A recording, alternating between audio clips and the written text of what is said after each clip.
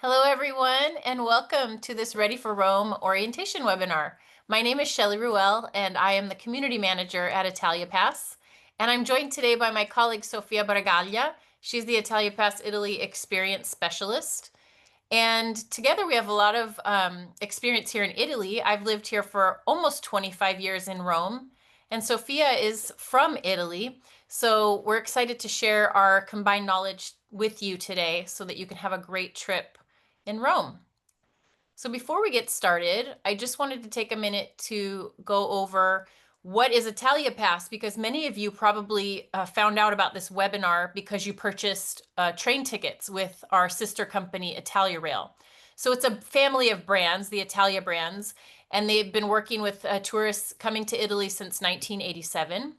And our CEO wanted to create a product that would help unite all of his travelers so they could have their best trip to Italy ever. And so he came up with Italia Pass, which is a membership benefits program. It's a pass that gives you over $650 of value for your Italy trip for just $149.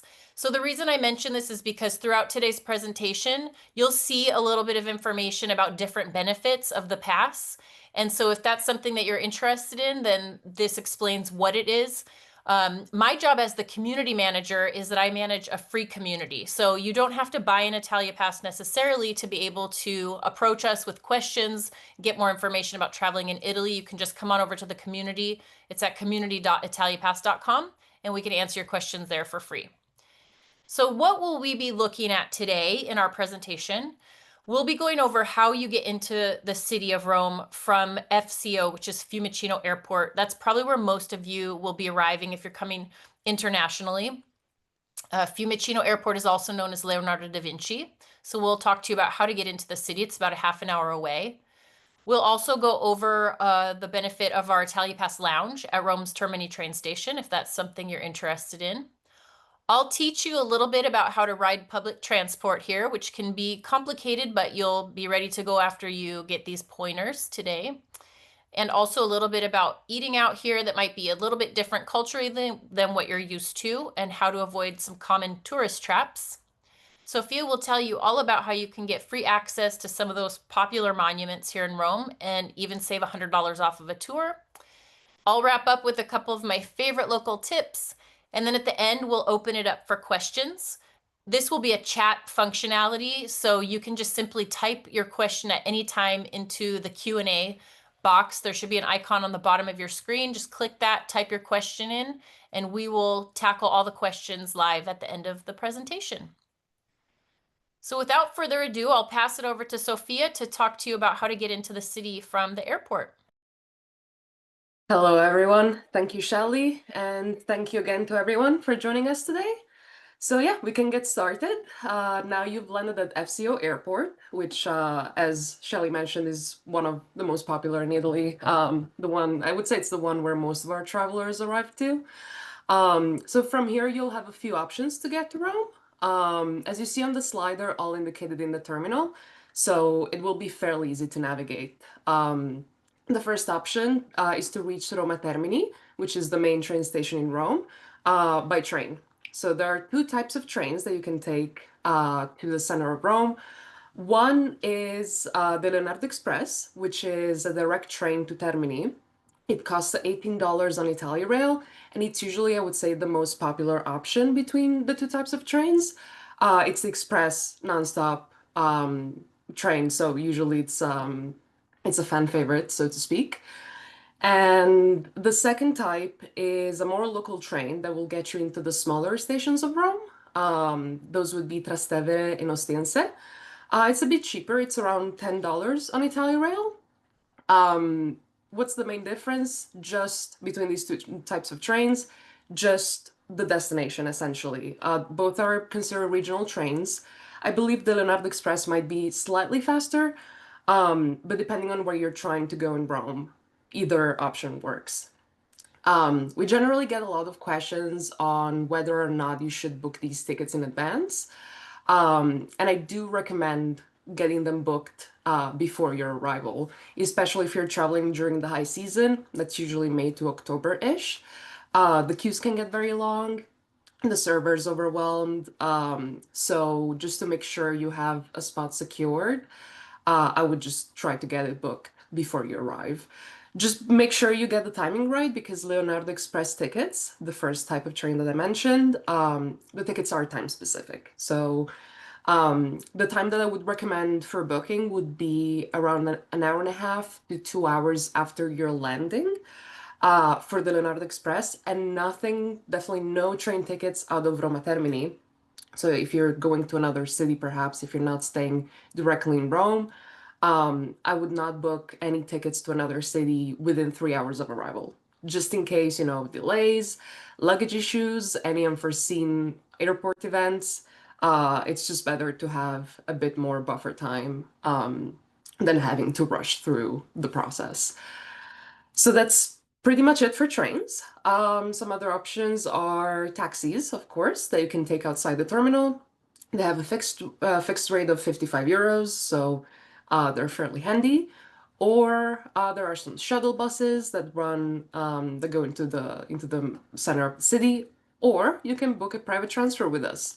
Uh, we have professional drivers that can take you anywhere in Rome. If you need to go to your accommodation, your hotel, if you're trying to get to the train station, we can definitely do that for you. They're bookable on the Italia Tours website, or if you want, if you have any questions, if you would like some help with the booking, you can just reach out to an Italy experience specialist like myself, and I'll be happy to help you. Next up, we have, should I rent a car? So this is a question that comes up a lot. I would say there's no universal answer, but I can definitely give you some tips and pointers to help you decide. I would say the general rule for renting a car in Italy is ask yourself, where will I be going? So if you know you're going to be exploring some more remote areas of Italy, let's say Tuscany, the Tuscan countryside, or the Amalfi Coast, very popular destinations, beautiful. However, in these areas, renting a car can be a great option. The public transport is not as it doesn't have the same number of, you know, it's not as frequent. I wouldn't say it's not as good, but it's harder to navigate outside the main cities. So if you are in a remote area, having a car is a great help. However, if you know that you're just going to be visiting the major cities, Florence, Rome, Milan, I would not rent a car just because the best way to navigate, to make your way from one city to another is by high-speed train. And once you're inside the city, most of these cities have very elaborate public transport systems that you can use. Not to mention, of course, the traffic rules. There are some very, very strict rules to navigate the city centers. Even Italians struggle with those, so it can just be tricky to get a permit to enter certain areas or find parking. So overall, not a great idea, I would say. And again, it's so easy to navigate most of these cities, the big ones that usually our travelers go to. You'll do fine without a car. So that's that would be my advice. Regardless, if you do decide to rent a car, you can do so on our platform Italia Drive, and you would benefit from a 10 euro discount as an Italia Pass member, which you can redeem after booking by contacting us. Next up, we have another perk of being a member with Italia Pass, which is access to our Italia Pass lounge. This lounge is located inside Roma Termini station. That's the main station in Rome that I mentioned earlier. And I would just say it's a great hangout spot if you have some free time before boarding your train or if you're waiting for your hotel check-in time. You can come and relax in the lounge. We have free Wi-Fi, espresso, refreshments of different sorts. And we also offer free luggage storage, both for carry-ons or larger suitcases. And we also have some lovely hosts that can welcome you there. If you have any questions about traveling in Rome or your train tickets, they'll be happy to help. As long as we know that you will be arriving on a certain day at a certain time, that's all we need. And yeah, you can book the visit through usually our welcome emails that go out, or if you need some help, again, you can reach out to us at any point. And now I'll hand it over to Shelley for some information on public transport within the city. Okay, thanks. So let's talk for a minute about how to get around Rome on public transport. Rome is a very walkable city, and now it's not the middle of summer, so the weather is a lot more, it's just better for walking around. You're not going to die of heat like you would in August, for example. However, public transport can be helpful if you do want to get from one end of the city to the next, if you have mobility issues. It's called ATAC, that's the company name. There's three types. Buses are the main way that you'll get around if you use public transport. However, we do have an underground. It's extremely simple to navigate. There's only two lines. It's known as the Metro, that's short for Metropolitana. A line and B line. And what makes it even easier is they only cross at one point. They cross at that train station we talked about already, Termini. So if you need a transfer from A to B, there's only one place you can do that. So it's pretty easy to navigate. There are also some streetcar trams. You'll probably won't use those except for maybe one in the center, line 8, that goes to Piazza Venezia. Tickets are relatively inexpensive compared to other large European cities. They cost €1.50. The way it works is a time limited system. So once you use the ticket when you board your first mode of public transport, you will validate your ticket and the time will start. It's 100 minutes on that ticket, unlimited rides. So you don't have to worry about crossing different zones or anything or having to validate multiple times. You're going to validate the ticket once when you board the first form of transport, and then it's good for 100 minutes from there. The only exception is that that ticket is only good for one ride on the subway. You can ride as long as you want on the subway, but once you leave the subway, you can't re-enter on that same ticket. You won't be able to board a subway car with that same ticket. You'll have to buy another ticket. Now, in terms of tickets, probably the easiest way to go is it not even buying a paper ticket. If you have a payment, a contactless payment method, so a credit or debit card with a chip, or even like Apple Pay on your smartphone, you can just tap and go. You're going to tap your payment method on the reader as you enter the turnstile of the subway, or on the buses. Once you board, there are little readers that are on the bus. You just tap, and then that counts as your ticket. Your payment method is what counts as your ticket. So on the bus, if an inspector comes on to check, you will show the inspector your payment method.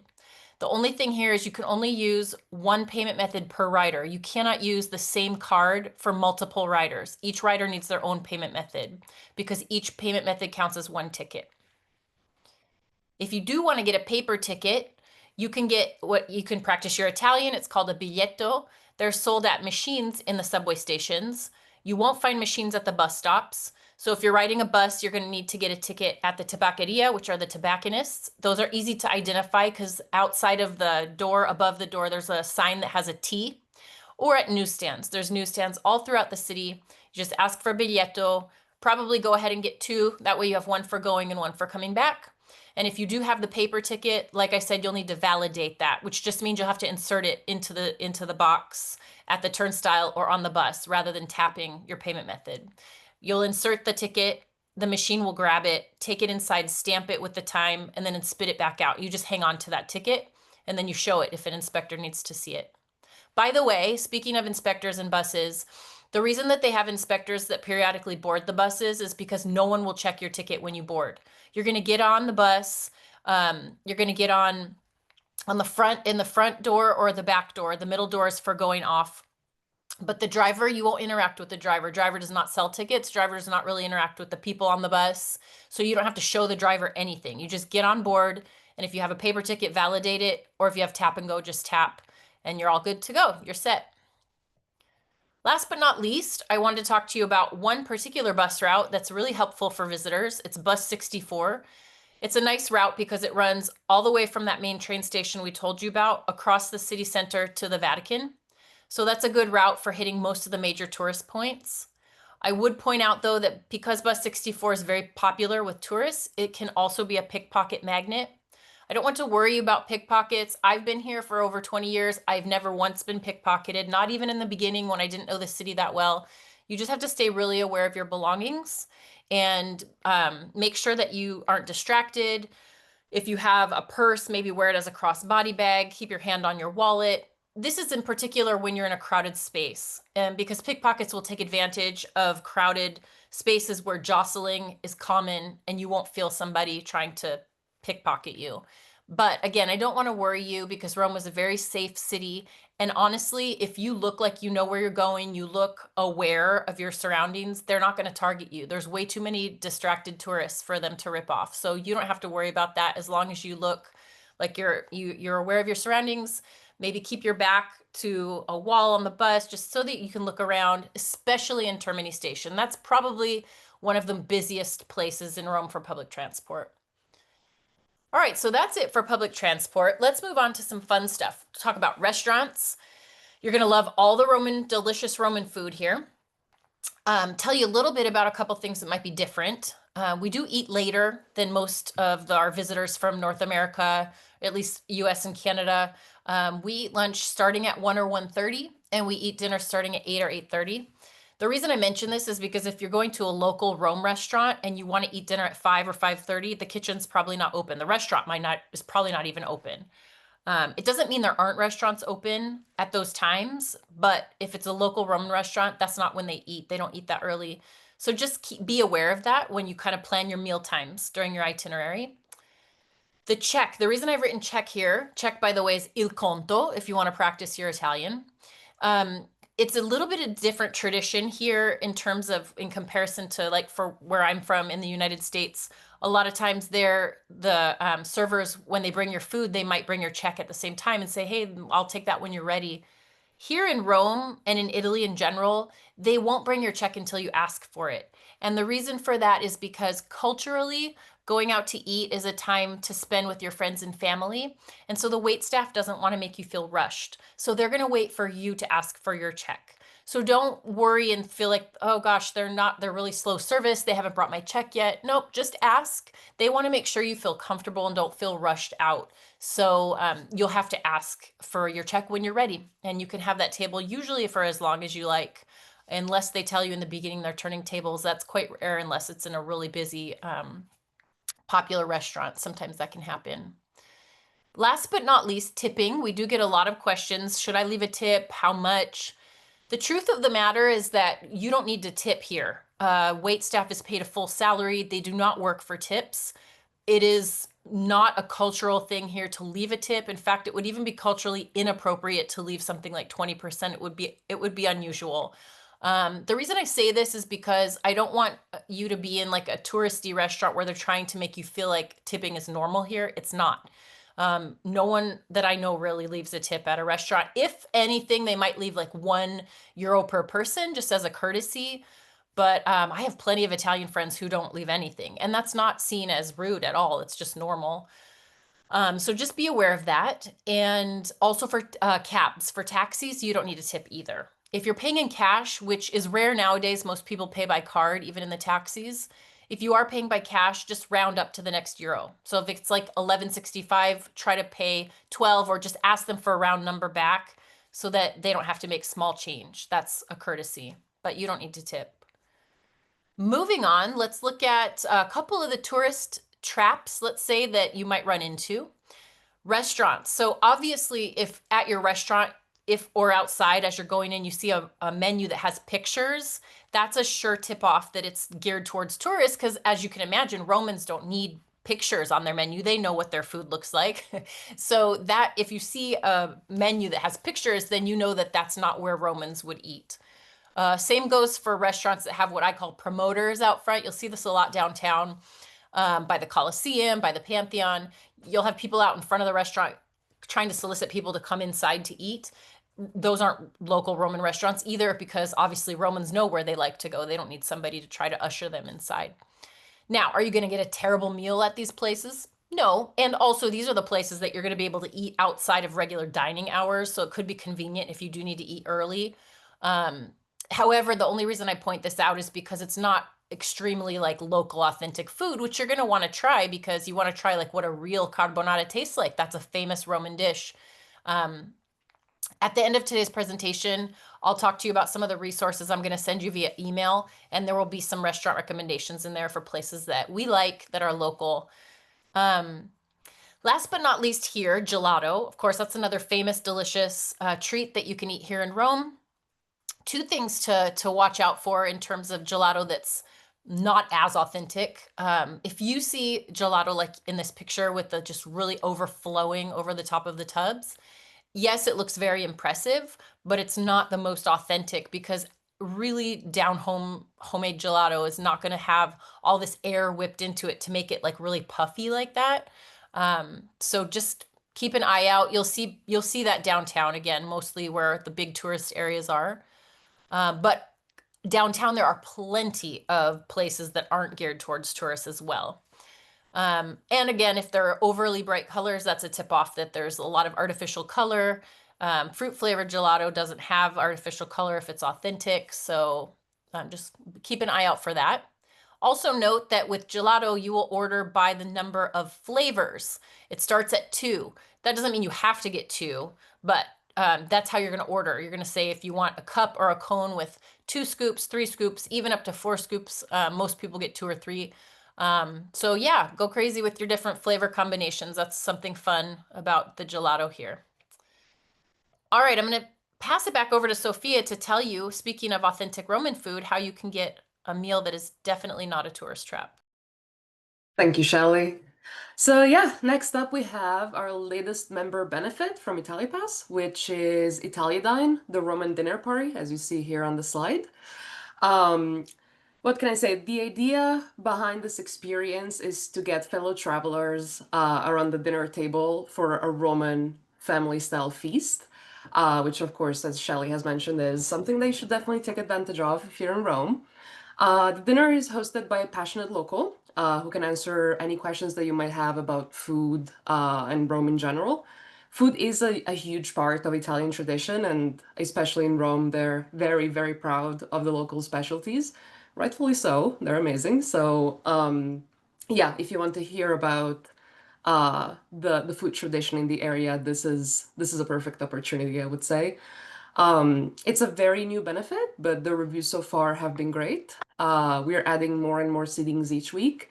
So yeah, it is free for ItaliaPass holders, but it can also be booked for only $49 per person for those who do not have an ItaliaPass membership. And as per usual, yeah, the experience can be booked through the links provided in our emails, or again, if you have any questions, if you have any even dietary restrictions, if you need any help with the booking, please feel free to reach out to support@italiapass.com and we'll be more than happy to help you. Now, for all the exciting sights that you'll get to see during your stay in Rome, let's get into it. Starting from the Colosseum, ItaliaPass members get one free tour of the Colosseum, which features exclusive access to the arena floor through the iconic Gladiators Gate. Of course, the Colosseum is one of the most impressive buildings and attractions in Rome. One among many, but if you've never been before, or I always like to stop by the Colosseum whenever I'm in Rome. So yeah, as a member, you get a free tour. So definitely make sure to take advantage of it. Of course, we offer other tours as well. We offer guided tours of the Vatican, walking tours of the rest of the city. They usually include highlight spots like Piazza Navona, the Spanish Steps, the Trevi Fountain, obviously. Um, and if you are spending at least 2 full days in Rome and you're interested in everything that I've just mentioned, I would recommend taking a look at our Rome Tour Pass. It's essentially a tour bundle. It's a package that we offer, which includes all of the above that I've just mentioned. So Colosseum, Vatican, and a walking tour of the city. I say if you're spending at least 2 days in the city, because that's usually the amount of time that it takes to cover all three tours. But of course, if you're staying for longer, I would still recommend taking a look at it. It's a pretty good deal. Regardless, if you choose one of our tours, know that our members get $100 off of their first tour booking and 10% off of any subsequent tours. So you can book all of these experiences on italiatours.com. You can see our full catalog there. And you can always email us if you have any questions, or again, if you need help with bookings, we're always there to help. Um, I would recommend booking these tours as soon as you're aware of your dates in Rome, because especially when it comes to the Vatican and the Colosseum, there's fairly limited space for these tours. So last minute reservations can be tricky, and the Colosseum cannot be booked. It needs a 3 day buffer time for the reservation, so we would only be able to book a tour for 3 days from now, not any sooner. So with that in mind, yeah, just make sure to book as soon as you can. We also get some questions about the dress code. I would say a general rule for that is that if you'd like to visit the Vatican or any of the major churches, really, the basilicas, the duomos, you will need to wear clothes that cover your shoulders and knees. This is especially true for the Vatican, but it's a fairly good rule to follow in most of the churches. Um, you also won't be able to bring any large backpacks, so or even strollers. They won't allow both into the Vatican and the Colosseum. So yeah, I would just recommend opting for something smaller, like a crossbody bag, um, or just anything that's that's just smaller. That they'll be okay with that. Now, next up, we have Italy Magazine. We wanted to mention a special offer for our members, which is free access to a special Vatican City edition of Italy Magazine, which, as the name suggests, this is one of our partner brands, another one. And as the name suggests, it's a magazine dedicated to all things Italy. So, why is this edition special? It's specifically crafted for the Jubilee year. So, it will give you some insider tips into visiting some iconic landmarks within the Vatican, which, of course, is we're experiencing a very special year with the Jubilee. So, there's a lot to discover. The issue is crafted for first-time visitors as well as anyone who's already been to the Vatican and just wants a refresher. So yeah, definitely make sure to check it out. In order to get access, you'll just have to fill out a brief survey, and you can find all the information in the community. So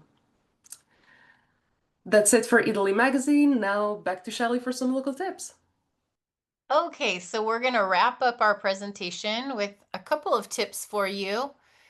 Something that is really handy are these local water fountains. They're all over Rome. They're called Nazzoni.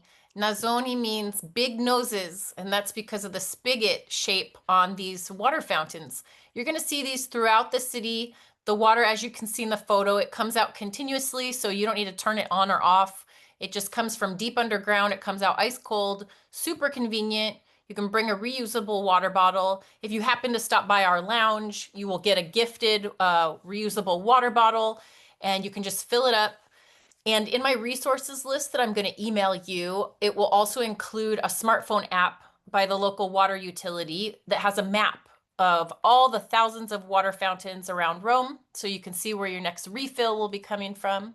And if you want a super local tip, if you really want to look like you're a local, on that spigot on the top, there's a little tiny hole. You can't see it here, but if you were to stick your thumb and plug the water from coming out, the backflow would create pressure and it makes a little arch of water. So if you don't even have a reusable water bottle, you can create your own water fountain, bend down and drink straight from the fountain. A lot of Romans will do that.